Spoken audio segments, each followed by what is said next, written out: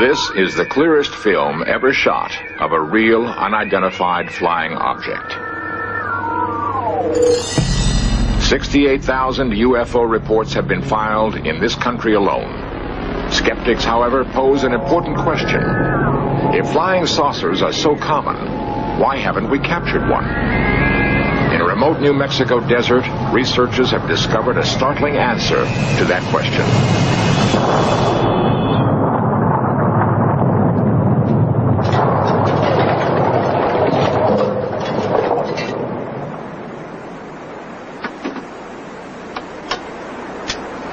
A persistent rumor holds that the United States government has recovered and is concealing fragments of alien spacecraft. Fragments and more.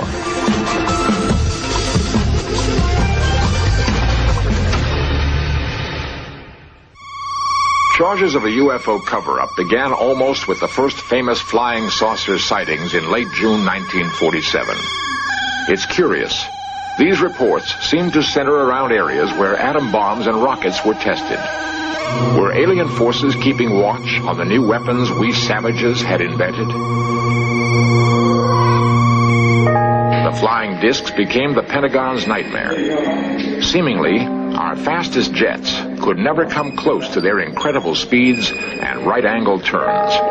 UFOs were said to be able to shut down guided missiles by remote control. The Air Force organized Project Blue Book to officially investigate UFOs.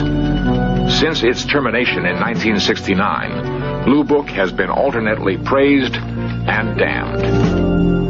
Well, the Air Force position is that we investigated UFOs for 22 years, over 12,000 sightings. Colonel Don Burgrave, U.S. Air Force. About 95% of all the UFOs were explainable. They were weather phenomenon, they were balloons, they were airplanes, they were lightning. And we concluded as a result of our investigations, which was carried out very scientifically, that one, there was no threat to the security of the United States, and there was no evidence that we could ever locate that an extraterrestrial vehicle had landed here. New York lawyer Peter Gersten sued the CIA and FBI to release 5,000 UFO-related documents. The reading of all the documents reveals that UFOs have the ability to render inoperable present-day technology. UFOs have the ability to gain access to our most sensitive military installations, unrestricted and unlimited access to nuclear installations. There's no doubt about it in my mind that there's a government UFO cover-up. Ray Fowler, civilian UFO researcher for 17 years. I've talked to military people who have told me about government cover-ups, how they've been instructed to say this and to say that. And I worked for the United States Air Force Security Service myself, and which worked for the National Security Agency, and I'm very familiar with intelligence operations and cover stories and things like that. So there's no doubt in my mind that there is a cover-up. If there was a planned cover-up, then they were very successful in keeping it from me. Colonel Robert Friend, former head of Project Blue Book, now an engineer on the space shuttle. A lot of these organizations decided that there was a cover-up because the Air Force didn't pursue these sightings to what they considered the ultimate conclusion. If there has been a UFO cover-up, it began in Roswell, New Mexico. Near White Sands and Alamogordo, Roswell was home base for many early tests of atom bombs and guided missiles. Here, also, the practice of military stonewalling may have been perpetrated. The case began when Roswell businessman Dan Wilmot witnessed an amazing object over the town. His son tells the story. This was their home in July of 1947, and it was one summer evening. They were sitting out here. Dad looked up in the west and saw an object that came down and had lights blinking, and it was rather frightening to him, but he said all of a sudden it seemed to rock a little bit and sort of counterbalanced itself, wiggle a little bit, then seemed to settle down and take off at a rapid rate of speed. The next day, reporters heard that the Air Force had found fragments of the mystery object crashed on a remote ranch northwest of Roswell. Excitement ran high until officials announced it was only a weather balloon. Major Jesse Marcel, in charge of the operation, now tells a far different story. They took pictures, of course. They had a whole flock of microphones there. They wanted me they wanted some comments from me, but I wasn't at liberty to do that. So all I could do is keep my mouth shut. And General Ramey is the one who discussed or told the newspapers, the newsmen, what it was and to forget about it. It was nothing more than a weather observation balloon, of course, which we both knew differently. Major Marcel had to keep silent because of his strategic position at that time. He was in charge of all security and intelligence on atomic tests in the United States and the Pacific. Marcel retraced his secret recovery operation across the hot New Mexico desert. We left Roswell perhaps around 3:30 or 4 o'clock in the afternoon. As you can see, it's flat. It is very difficult. In fact, with just verbal directions, we never would have found it. We had to follow the ranch around there. The crash site was so remote, it took an entire day to drive there. The following morning, we went out to the site where the crash was. And what I saw, I couldn't believe there was so much of it. It was scattered over such a vast area. So we proceeded to pick up as much of the debris as we could, load it in the wagon. We filled that up. It took us a good part of the day to do that, because there's such small fragments that we had to do a lot of picking. We found a piece of metal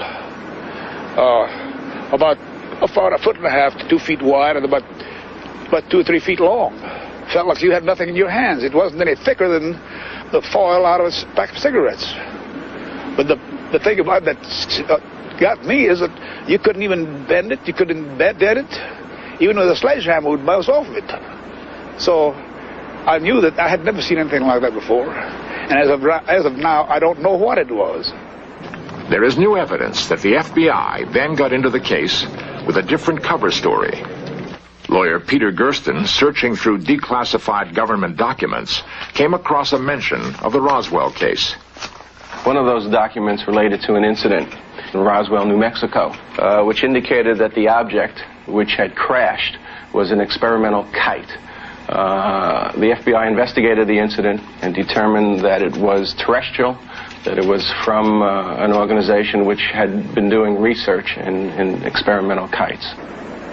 What did crash in this desert? A UFO? A weather balloon?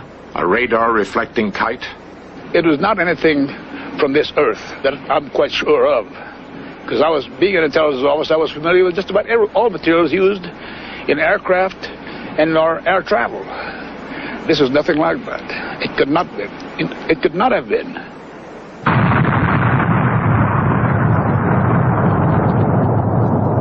To develop the first atomic bomb, the Manhattan Project was our first totally secret military operation. Secrecy has continued to this day as an instrument of foreign policy. Official fabrications have become a vital link in security. We never admitted such a spy plane as our U-2 existed, until the Russians managed to shoot one from their skies. We managed to capture an advanced enemy aircraft. Even fragments can reveal new information. Such captured material is routinely rushed to Wright-Patterson Air Force Base in Dayton, to the top secret Foreign Technology Division. This place is so classified that former Air Force General Senator Barry Goldwater was once denied entrance.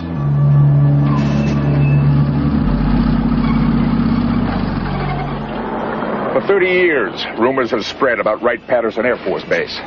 According to the stories, the U.S. government is concealing under top security flying saucers from another world and alien bodies cryogenically suspended in huge freezers. Such rumors could be easily dismissed, except that UFO researchers have gathered information leaked from military sources who claim to have seen the craft and the bodies. The stories and rumors all mention a mysterious Hangar 18 as the ultimate repository. In search of cameras were the first allowed to photograph inside this hangar. Is it possible that here in Hangar 18, highly secret activities once took place? What evidence of a cover-up might we hope to find?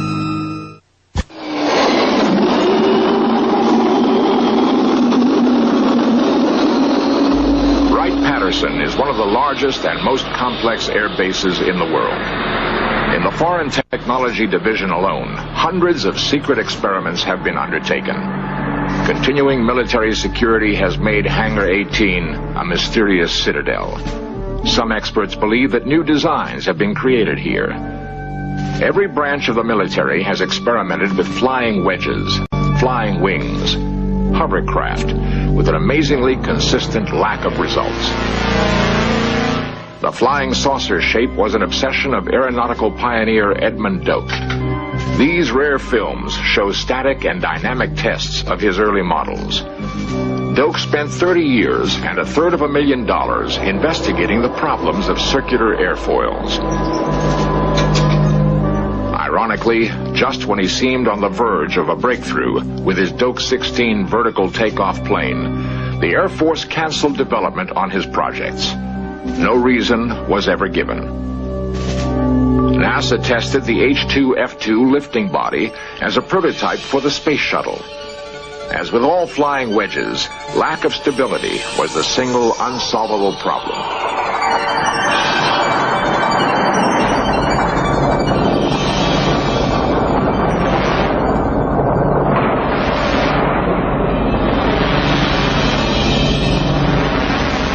Unable to confirm a single successful test of a manned flying saucer.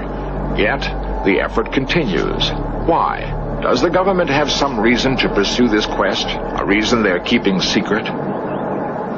From Wenham, a suburb of Boston, comes an eyewitness account which could explain this continued military fascination with flying saucers.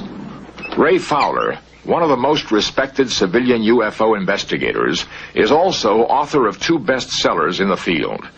Because of his stint in the Air Force Security Service, he finds himself still vulnerable to government pressure. I worked for a company that designed and built a major weapons system. And because of connections within the company, because of connections with Dr. Jalen Hynek, who was an Air Force investigator for many years, I came across information that indicated that this major weapon system, as well as others, had been disrupted by UFOs. And I gave a story to a national newspaper, the Christian Science Monitor, which published this story. Within an hour after this particular paper was out, the Strategic Air Command had called my company. And the following day, the Pentagon called the company and threatened to send a letter of displeasure to the company if something wasn't done about my making these things public. Because of similar pressures in his own work, a friend of Ray's had kept quiet for 27 years with an amazing story. Ray tried to convince the friend to tell his story on In Search Of. I know it's been several days now, and I've been waiting for you to call me on this, but have you come to any conclusions? The man finally agreed, for the first time, to talk, but only under strict conditions. I can assure you that your name will not be used. They made up a name, Fritz, to protect the witness's true identity.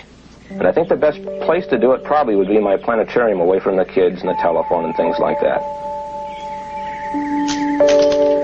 Waiting for his friend to arrive, Ray nervously fiddled with his telescopes. He remembered his extensive investigations into the man's reliability as a witness. In the case of Fritz, I started in 1973, went all the way back through the various companies he worked for, right back to Wright-Patterson Air Force Base, talked to people he worked with, and they all gave him a very clean bill of health, a reputable man, honest man, not the type that would fabricate a hoax, and a very efficient engineer-manager.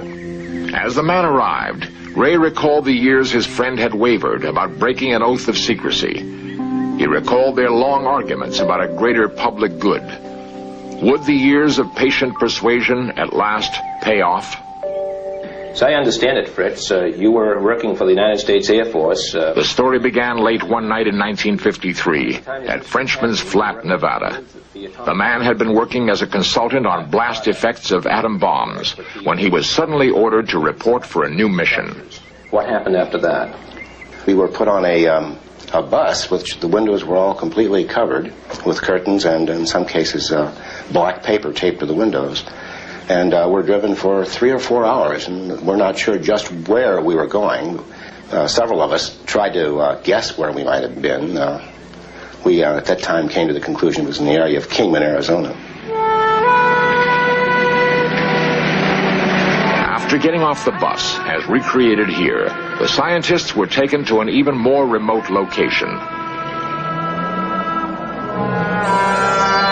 They had no idea exactly where they were or what they were about to see. We were told that we had been selected for various technical specialties. And I was told that I was to ask any questions that had to do with dynamic loads and nothing more, and I wouldn't get any answers to any other questions.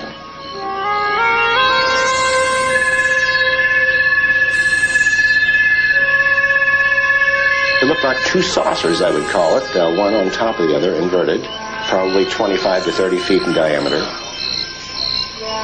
In terms of something known, what kind of metal would it look like? Well, it would look like a brushed aluminum. I'm sure it probably wasn't that. I say that because I noticed no scratch marks. And anything that would penetrate into the sand 20 inches that way would certainly have some scratch marks. No signs of buckling, fracture, or anything? Not that I could see. I accepted it was probably some United States government vehicle, a highly classified vehicle. In fact, we were told that that's what it was. Interestingly enough, one of the questions I needed to know was what the mass of the vehicle was. Well, I can tell a lot of things from the penetration into the desert sand and so forth, but I needed to know the mass. And they told me that they weren't going to let me know that. They perhaps didn't even know themselves. There was also a tent, which I didn't get to look into, but one fellow whom I did happen to talk with briefly until they told us to stop talking, said that he had seen two bodies inside this tent, two alien-looking bodies. It was brown, leathery skin, had a silver, like a cap on, without a bill. Like a skull cap? Yes, like a skull cap.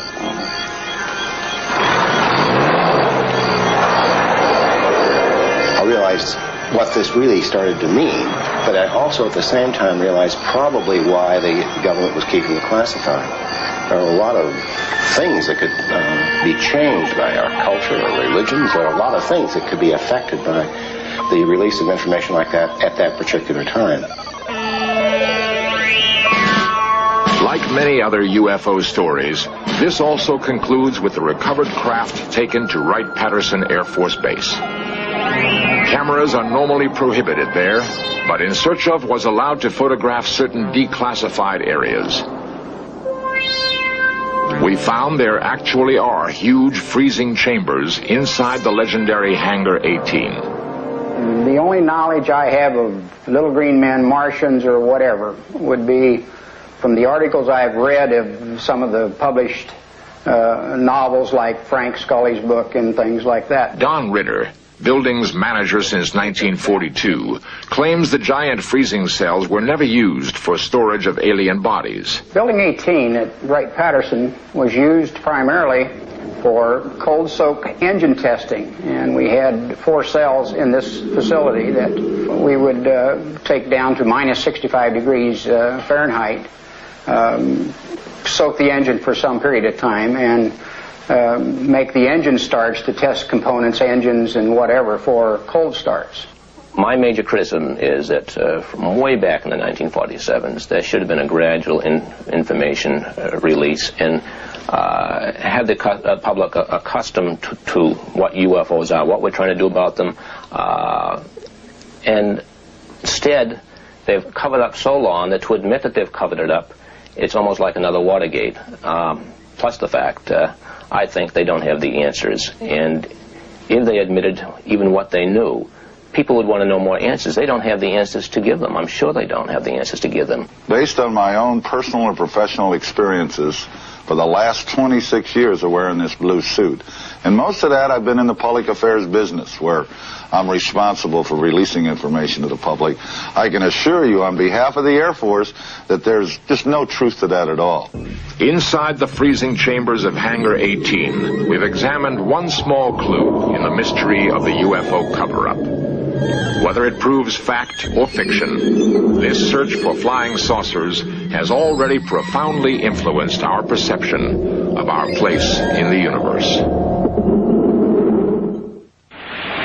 Robert Friend, former head of Project Blue Book. I believe that speculation and a scientific approach to it can't live together. I would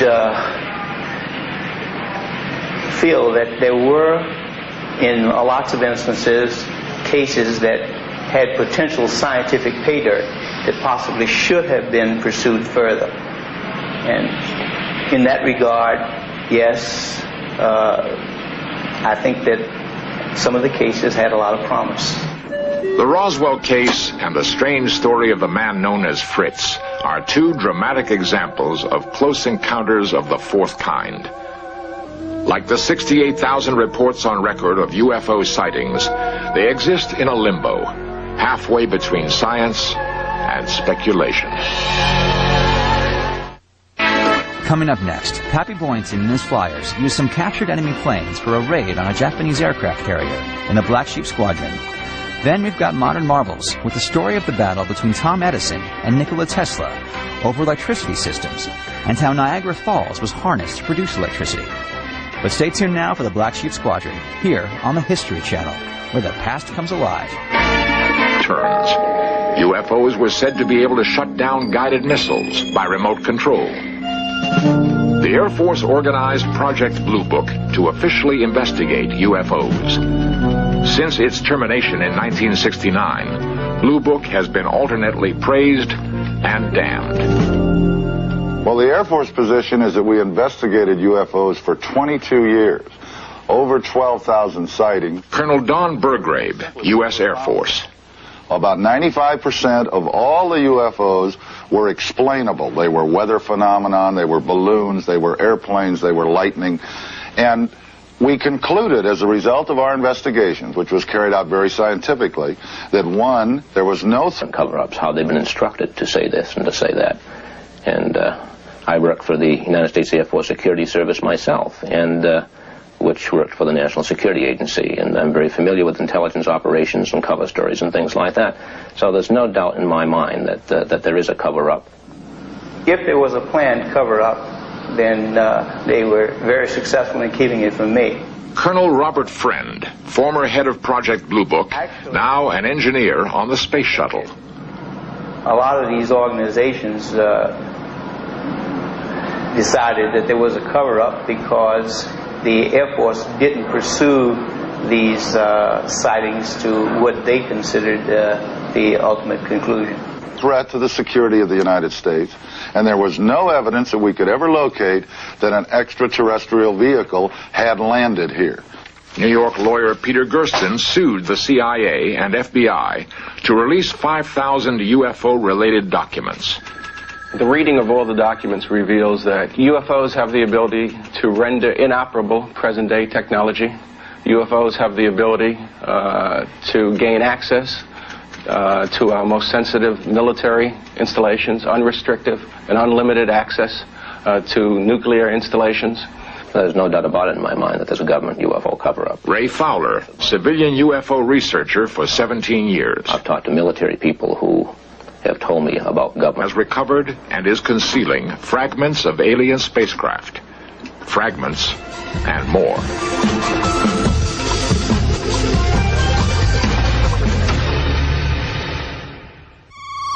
Charges of a UFO cover-up began almost with the first famous flying saucer sightings in late June 1947. It's curious. These reports seem to center around areas where atom bombs and rockets were tested. Were alien forces keeping watch on the new weapons we savages had invented? The flying discs became the Pentagon's nightmare. Seemingly, our fastest jets could never come close to their incredible speeds and right-angled. This is the clearest film ever shot of a real, unidentified flying object. 68,000 UFO reports have been filed in this country alone. Skeptics, however, pose an important question. If flying saucers are so common, why haven't we captured one? In a remote New Mexico desert, researchers have discovered a startling answer to that question.